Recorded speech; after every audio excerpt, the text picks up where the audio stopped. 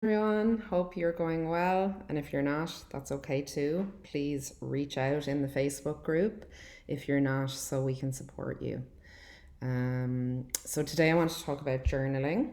I've been journaling for many, many years, and I have loads of filled journals. Um, I use it to make sense of what's in my head, to acknowledge how I'm feeling, to find a different perspective, to write gratitudes. I've done future self journaling, which is imagining a future self.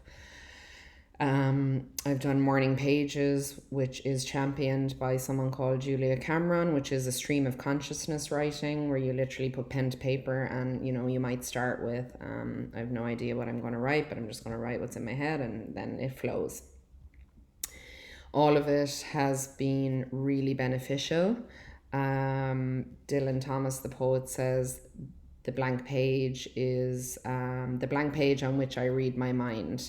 And that really resonates with me because I find it so much easier to make sense of the monkey mind when I write it out.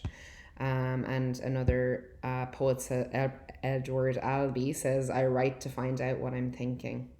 So I wanted to invite you to try it for the next 30 days. If you hate it, get rid of it. That's totally fine. There's other ways of making sense of what's in the mind, meditation being one of them. But I would encourage you to try it if you haven't. And if you haven't tried it for a while, I would encourage you to try it again. I've given a download attached which gives you some prompts if you need them. They'll help focus your mind, and it's sort of build new pathways in your brain to resilience around being sober. So some of the prompts I've given are I notice my mind's resistance to change when I have the thought ... So part of this is acknowledging our ego. Our ego is just, it's not good or bad. It's just the voice in our head that tries to keep us safe. And it's there for a reason, and it's there for a good reason, but it's also holds us back. So in writing down these thoughts that you're having, you can start to identify where your mind is resisting, maybe being sober or any change. Another prompt I had was I'm grateful for my sobriety because it allows me or gives me this, that, or the other. Just because you're writing sobriety doesn't mean you have to be sober forever if you don't wish to do so. But I wanted again to use this platform or use a journaling basically to really acknowledge what not drinking gives you. For me, it's, I'm able to get up and watch the sunrise, which I've started doing recently, which is, amazing. I'm so grateful that I don't have that constant inner dialogue anymore of thinking, will I have a drink tonight? I'll have one glass of wine. No, I won't. Will I? Oh, what if I have more? How will I feel tomorrow? Blah, blah, blah, blah, blah, blah. That dialogue is really causes so much fatigue, whether you know it or not. Another prompt is I am showing up for myself so showing up for yourself daily by writing in your journal or even watching these videos or getting out of bed. Like, it doesn't have to be a big thing.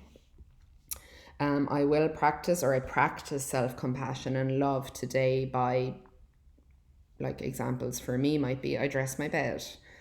That is an act of self-love for me.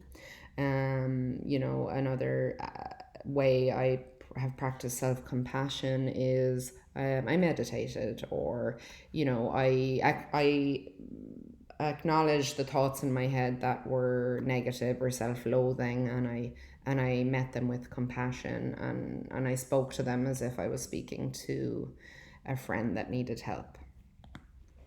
Another prompt: the person I'm becoming will experience more. So, again, this is kind of focusing on your future self a bit. So, by giving up alcohol, what are you gaining, and what will the person you're becoming experience more of?